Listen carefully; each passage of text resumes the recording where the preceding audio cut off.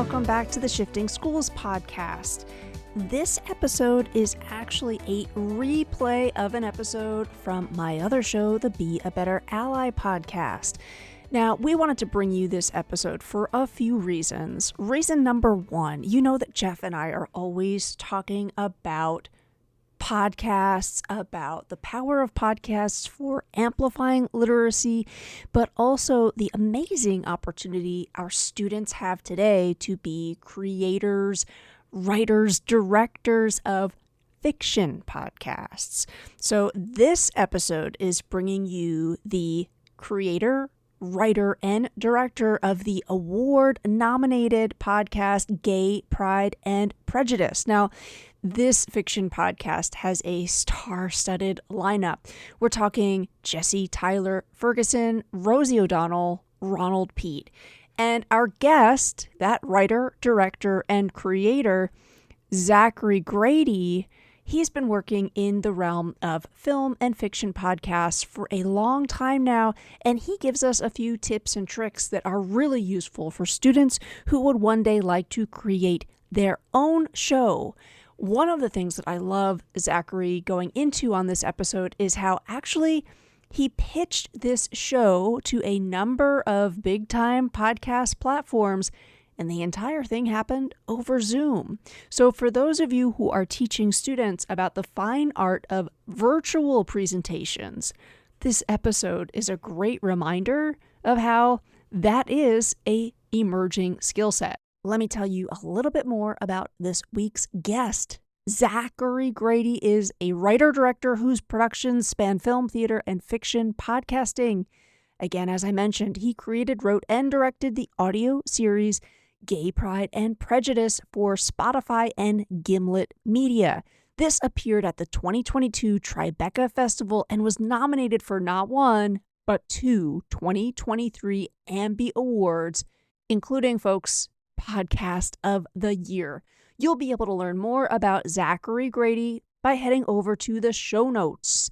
I want to remind you that over there in the show notes, you will also find a special promo code. If you like what we talk about on this episode in terms of the importance of thinking critically about the media, and you are a teacher of media literacy, you can take $25 off of our media literacy and inclusion course. That promo code, again, is in the show notes. Now, please welcome to the Shifting Schools podcast, Zackary Grady. Gay, Pride, and Prejudice, the fiction podcast adaptation of Jane Austen's famous work, has been nominated for awards and quickly become a fan favorite, a favorite of mine as well. You are the writer, director, and creator of this gift that has such an extraordinary cast. I have to tell you, I didn't actually check the cast before I started listening, and then I was like, that's Jesse Tyler Ferguson, that's Sherry Cola, and is that Rosie O'Donnell? Yes, it's Rosie O'Donnell. For our audience, folks in K-12 education who are inspiring the next generation of fiction podcast creators, writers, directors, I'm wondering if you can kind of reveal the curtain on how something like this comes to be. It was great for me to actually go and check out the cast because it's such a big team. And so I would encourage folks, of course, the link to the show to learn more about it is in the show notes, and make sure that you do go and look at the full production team. It's extraordinary. Well, first of all, thank you. Your reaction is very similar to mine in getting that cast. I mean, it just was such a dream to work with some of the people that were involved in this. But yes, how does it come to be? It is, there's so many moving parts, so many steps. It begins with an idea. It begins with me picking up a copy of Pride and Prejudice and saying, I'm going to adapt this, which is part of you has to be a little insane to decide you're going to do that because it's such an undertaking. And so that's sort of the first hurdle, is just making the choice to do it. And then setting out you have to break the story. You have to decide what is going to make your adaptation different. How much of the original material you're going to include. And the way I started was I actually wrote what's known as a spec script. I just wrote a script. It was originally a play, actually, years ago that this began as. Sometimes you take a piece out and you just pitch it as an idea, which is a route we could have gone with this, but I actually had an existing script when I brought on some friends to produce with me and we took it out to companies. There was a whole pitching process that was involved. We pitched to many studios, audio studios, and I can say, luckily, the fun thing was there was a bidding war. It was my first bidding war that's ever happened, which means more than one company was interested in it at the same time. We ended up choosing to go with Gimlet because I love the work they've done. They have so many incredible scripted audio series. And in many ways, like that's when the work really begins. That's the whole business end of it. And I mean, I could go on for another hour of all the steps that come after that, but then you move into creative planning, and there's so many people involved. And we spent 2 years uh, after we signed with Gimlet. So there was all the time before, and then suddenly you're making it for real, it feels like. And there's still such a road of work from that point on. It was really just five of us, and then it became, I lost count of how many people became involved. Well, I'm wondering, in terms of pitching the idea and having the concept kind of fully fleshed out, how many details do you have to have in place just before you're actually getting to that point of saying, "Hey, I've got this idea. Yeah. Who wants to help? Who wants to help give it a platform?" You know what's really exciting about your audience being K through 12 educators is I've always said this thing, but I've never really had an audience to say it to. But I always look at it like a book report. Truly, I was the kid in school who loved a book report. I always, if there was a presentation available over writing an essay, I would always choose presentation. And I think the realization is that's what pitching is. Pitching a show, whether it's a movie, a TV show, a scripted audio show, a play, you're basically giving a book report on something that doesn't exist. And that's when I sort of cracked that it's fun. It's like, I remember in book reports, you would tell who the characters were, and you would talk about the story, and you would give the theme. And all of those elements are literally what my job is when I'm pitching. And I always say that, like, I loved a book report, and I sort of found a career that's my job, just to give a book report on a book that doesn't exist. So it's two parts. You need all of those details and all of that information, but then you have to make it compelling. We do a lot of our pitches on Zoom now, and it's a skill to grab someone's attention for 20 minutes and convince them that your idea is worth investing money in. So I would say to educators and to students, like, book reports are a life skill. They're not just a thing you have to do. It's what I do for work. I love that framing, and I love that, again, reminder of presentation through a virtual medium. I don't think that's disappearing. I think, if anything, for some of our students today, that's going to be more their reality. And you bring up also the budgeting piece, which I feel like folks might be saying, "Oh, is this interdisciplinary? Can we kind of tap into our mathematician mindset?" To what extent do you, as the creator, writer, producer, also need to have that scale in mind of how much this is going to cost, where budgeting needs to be allocated? Is that something that's kind of also heavy on your shoulders? I mean, that's where the director end of things comes into place. I mean, you're essentially, when you're making a series, it's in many ways it's like a startup. You're basically saying, like, we need this amount of money to make this thing, and then it's going to be marketed. And you're asking a team of producers who have they have an annual budget that they have to stay within, and you're asking them for a piece of that budget. And the way that you're earning their trust is by convincing them what you're talking about, and I'm not coming in with spreadsheets and breakdowns of budgets, but I am, if a question comes up, if there's something where we have to make a cut, we have to make a decision, it is absolutely something I have to be aware of. And I'll be the first to say math was not my strong suit in school. It was not the place that I excelled. However, like, you have to understand what a budget is. You have to understand how much things actually cost.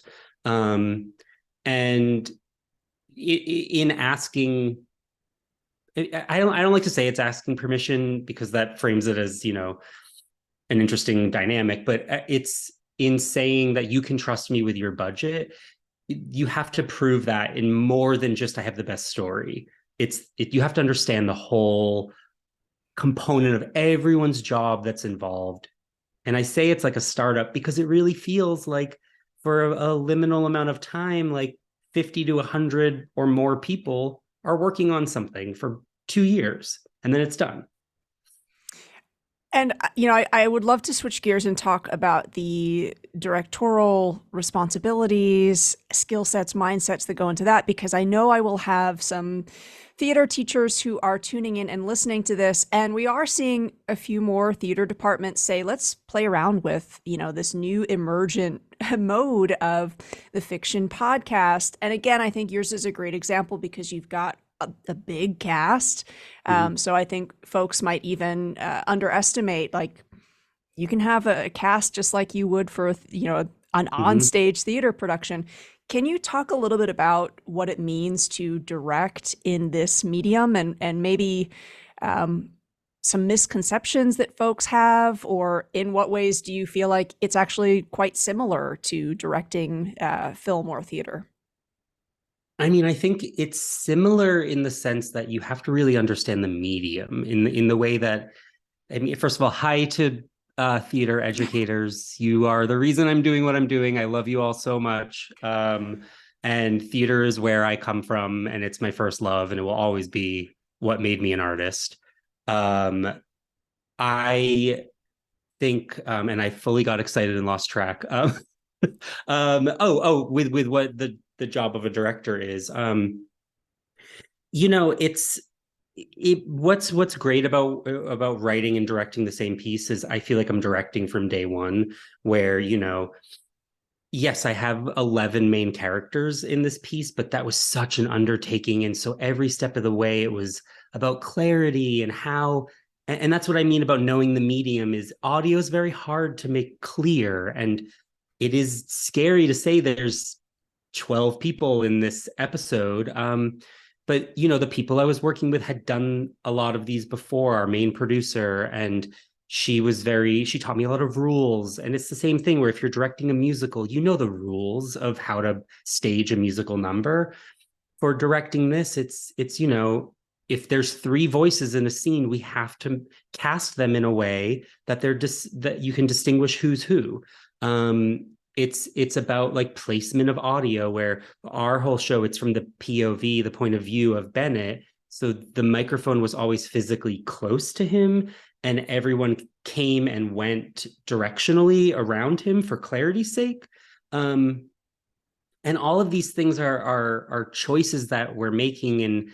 And as the director, I think it's just about getting everyone on the same page, because everyone's skilled. The sound designers, the actors, they all can do incredible work. They just need some sort of glue to keep it all cohesive.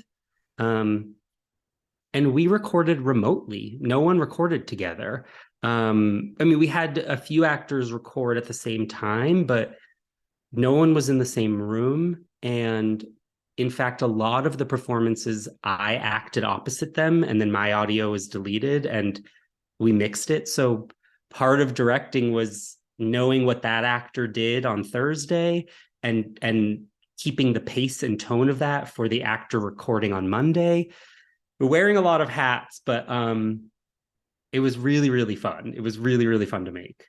That's fascinating. I had no idea. I think I was imagining that everybody was in a studio, but that makes so much more sense. But also, and correct me if I'm wrong, but I believe the show is also nominated for an award for its sound design, which is spectacular. And, again, you're right. There is this additional need to make it really clear for the listener. And something that I love about fictional podcasts is just how immersive that audio experience is, like almost to the extent now, many shows will have a warning, like maybe don't listen to this while you're driving because it can be kind of distracting. But even that, having to go the extra step and think, the story in your mind, but the listener doesn't. So, how do you orient it so that, and there's so many details that come through. And can you just talk a little bit more about what that means to work with the sound designer? And because I'm kind of curious, like I'm thinking even in episode 1, there's a scene in the bar and you hear, like the ice clinking on the glass and a drink being poured, and it's so hyper specific. Can you just talk a little bit about that person's role? And, again, I really appreciate you framing it early on about you're here in part because of your theater teachers, the skill of the book report. So for somebody who's thinking like sound design, maybe I'm interested in that. Like I'm kind of imagining that's the young learner who just really is into like DIY, making stuff, playing around to see what is going to achieve a sound effect. Am I totally wrong there, or am I maybe onto something? No, you're not. I mean, it's the thing that's really fun is the more you work, I find the more you work with specified designers in different mediums and different skills, there's this belief that they like have this magic ability, but when you break it down, they're just people that have spent a lot of time and learned how to do it, and have put in the like years, and they love it and they've come to it from different ways. But Daniel Brunel was our lead sound designer, and there was a team of people. If I started to list other people's names, I'll forget people, but there's so many, and everyone worked just for months and months on this. The first thing that Daniel did was referencing the scene in the bar. He did what's called create rooms before we'd even recorded. So he read all 10 scripts for all 10 episodes and went through with his team, and they marked what they were sort of like concerned about or what they were excited about. And they built soundscapes of rooms. So, and they sent them to me to sort of be like, is this what you mean by a bar? Is this what you mean by a museum? They're on a train. Does it sound like this kind of a train? And that was sort of the first design element. Then we recorded with the actors knowing what that sound was going to be. For some scenes, we even, if actors needed to shout over music in a club, we would play music in their headphones, and it changed the way they talked.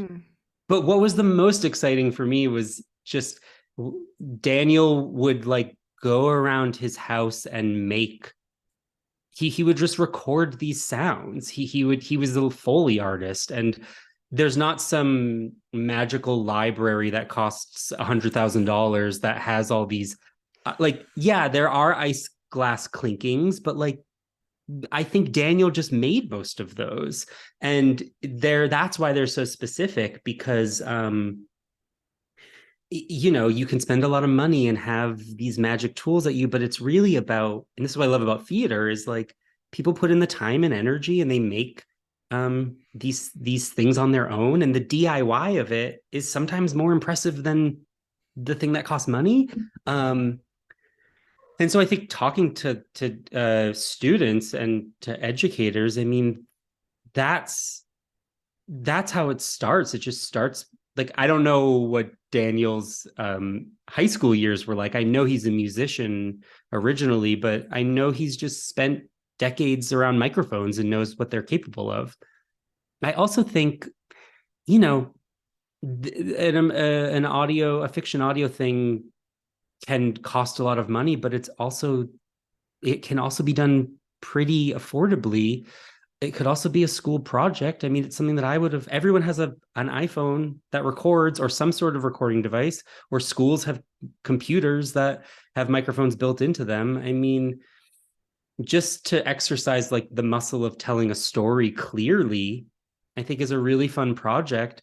And who cares if it doesn't sound like the nicest audio in the world? It's a what I think it's about is storytelling, about clarity, about character. And if you don't have that, like I don't care what your audio sounds like. Um, it's it's you need all the pieces of the puzzle. And um, luckily, I think the sound designers I worked with were storytellers first. Their questions were always character based. Like that's the dream. And again, listeners, if you have not yet listened to Gay Pride and Prejudice, I'm trying to hype up the sound design piece, but it's something that you have to experience. And it is so detail oriented. And it Mm-hmm. almost feels sort of meditative for me as a listener. Like, I Mm. find like after I listen to a show like yours, I'm almost more tuned into the soundscape around me in the real world, so to Oh, I speak. love Like, that. yeah, so I think that's part of why I also really appreciate fiction podcasts. I feel like they have elevated soundscaping in such a rich way. Mm. And that immersive experience, it's sort of, I find I can listen to news podcasts or nonfiction shows. Like I can maybe be doing something simultaneously, but with fiction podcasts, I really just need to like sit and Mm. enjoy. So Mm-hmm. thank you for explaining that. I think you would probably agree representation in the media matters so much, and I think particularly in the moment that we're in, queer joy matters a lot right now. There is a great review of your show in The Advocate. Listeners, I'll make sure to link to it in the show notes. I'm wondering if you can speak to the responses you've received to this series and how it might perhaps be sort of fueling what you. I know that you've just created this magnificent thing, so I feel guilty to say, like, what's next? Oh, But you're so creative that I'm sure you already have some thoughts on where you're going next. But is there a relationship on in terms of the feedback, and then ideas you have for future projects?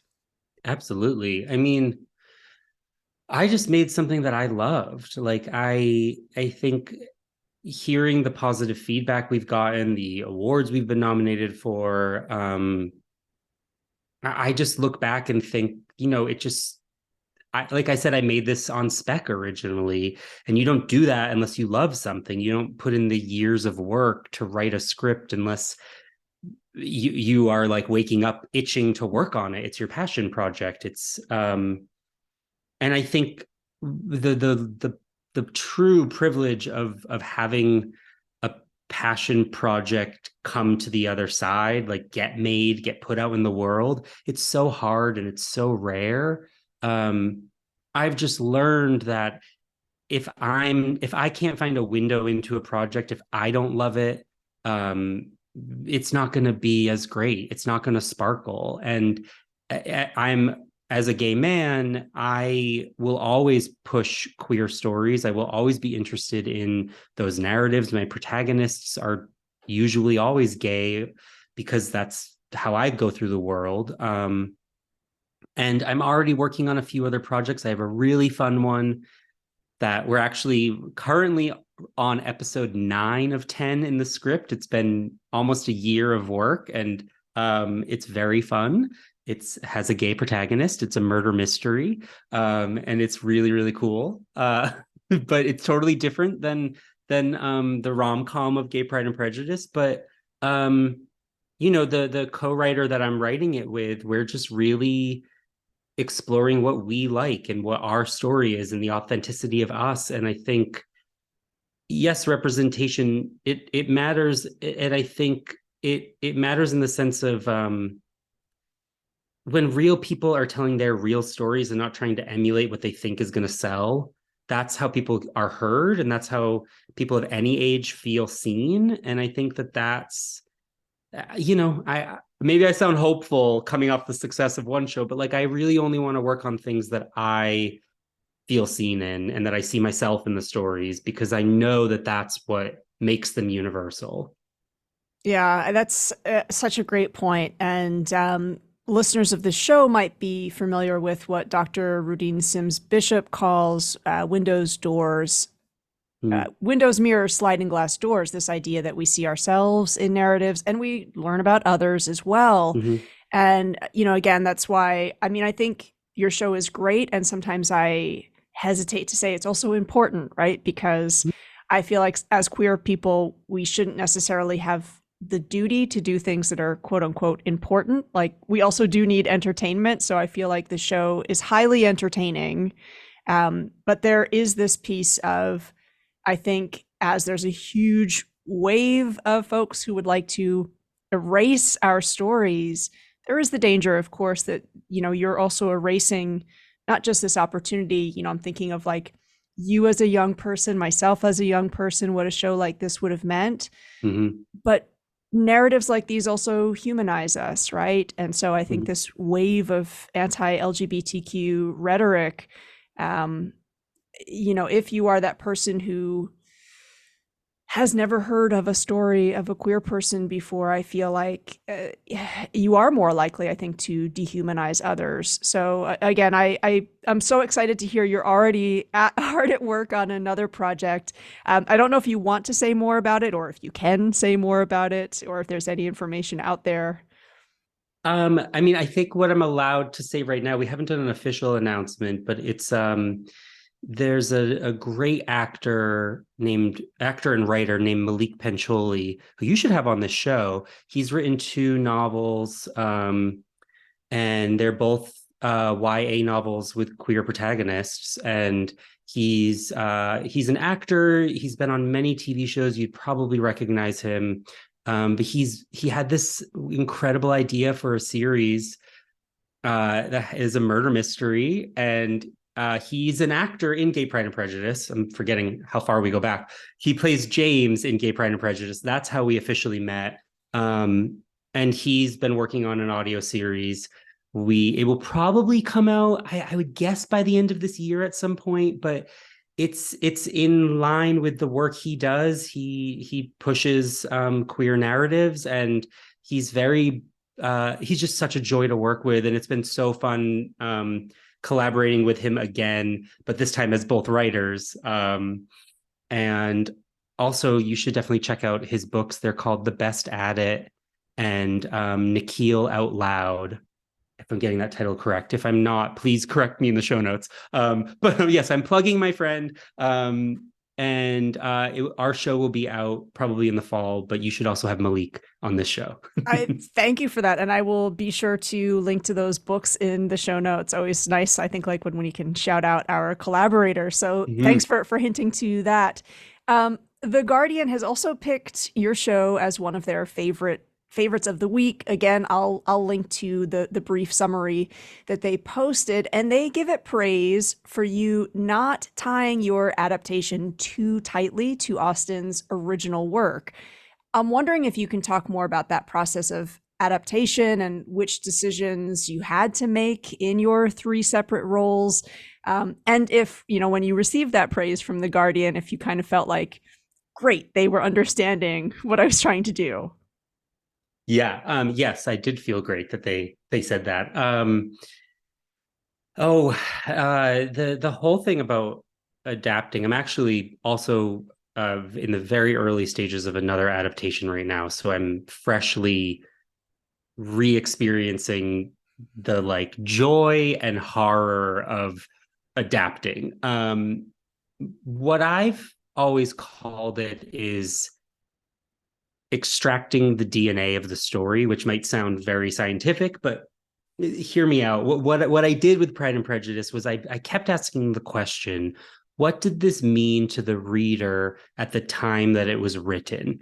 So all these little details might not mean anything today. Like getting married for money means something very different today than it did in 1813 when the book was published. So I always say in an adaptation, you're recreating a feeling more than you're recreating a story. So I wrote an outline that was probably 30 something pages long originally, that was just beat by beat the book modernized. And then it's just years of revising that and polishing that. And I mean, my copy of Pride and Prejudice is basically falling apart. I could quote it to you. I really feel like I've taken the DNA out of it. I understand the code of it, if you will, and then I can rewrite it. And I think until you get underneath, it's like I don't I live in New York City. I don't own a car, so I feel weird giving this metaphor, but like it's like they say like you lift the hood of a car to understand how it works, and that's what it feels like when you're in the early stages of adapting. It gets to a point where you then have a script and you then just let it become its own thing. I reached a point where I said, I'm not going to read the book again. I'm not going to watch any film adaptation. I'm not going to read any literary criticism on it again. I've done that. Now I need to be free. And then that's like another year of not consulting the original source material, just making your story good, because not everyone knows it. It has to stand on its own. So it's all wearing all hats. You're doing that. I even said to some producers, there was one producer on the team. She didn't know Pride and Prejudice. And I said, oh my God, don't watch anything. Don't know the story. Just please be the voice of someone fresh to this. And so I think that collaborative effort of um, knowing that there are different listeners who are going to come to this with their own knowledge or lack of knowledge. It's nice to hear that we didn't tie ourselves too closely. To me, sounds like we honored the original but made it approachable to new people. It's not insider baseball. It's own story. Yeah, very much so. And I would say, listeners, if you even didn't like Jane Austen's original work, and sorry, thank you for not like shrieking in horror to that possibility, but No. it is your show is so unique. It's such a fresh take on Austen's work, and again, I wanted to have you on this show because it's, I think, a really great kind of nudge to teachers. What a great experiment to do with students, right? You are studying a work, and I loved your framing of what's the DNA of this? Hmm. You know, if we were going to modernize or we were going to switch genres, your take on what's maybe the essential feeling that your Hmm. reader, listener, viewer needs to leave with. I think that's such a great conversation to have. I'm wondering, you know, you talked about reaching that point of not wanting to reread or watch any other adaptations. I'm wondering if there are other works in the realm of fiction podcasts that have kind of either they're inspirational to you or you've just enjoyed them, because this is again another one of those mediums that I think, you know, educators, if you've got students who maybe, I don't know, they kind of are quote unquote reluctant readers, I think the world of fiction podcasts, I love that you pointed out you opted to go with Gimlet. They've created what's been one of my favorite shows for younger Mm-hmm. listeners, Two Princes. So I'm just wondering if there's any other shows that you have found inspirational or you would recommend if folks listen to your show and they want to get more immersed in the world of fiction podcasts. Do you have thoughts? I mean, it's so funny because I was going to recommend The Two Princes because that show is honestly, it's partly one of the main reasons I wanted to go with Gimlet, because I thought that show was so strong and it's queer, and I felt like they would take great care of our piece. So first of all, if you haven't listened to The Two Princes, it's YA friendly, and it's all, I think it's all friendly for all ages, and it's fantastic. It's 3 seasons. The final season's a musical season. It's so great. And I mean, there's so many incredible fiction podcasts out there. There's some independent people out there that are making incredible shows. There's a really fun show I recently listened to that was made by an indie creator, Tamara. Oh my God, I'm forgetting Tamara's last name. It's called, has the funniest title. It's called Jesus Pancake. It's not what you expect it to be about at all. But it's this really fun, fast-paced story about a I kind of don't want to give anything away. I Okay. just think like it's definitely um It's a really fun wild ride, and I sort of pressed play being like, huh, and then I was like, oh, I'm on board for whatever this show is going to be. It's really, really fun, and the writer plays the main role, and she independently made the whole thing. And I don't know if it's, I think there might be profanity in it, just saying out loud, in case younger listeners want to listen. But I think it's a great example of somebody having an idea, a very specific idea, making the show and putting it out in the world, as the writer, director, actor. It's very inspiring. Oh, I will look out for that. And I almost appreciate you not giving too much details, because when you said it's not what you expect, the Yeah. name Jesus Pancake, I have like no expectations. I can't even imagine what that's going to be about. So that'll be my weekend listening. Thank you so Yeah. much for that. It is not a biblical show by any means.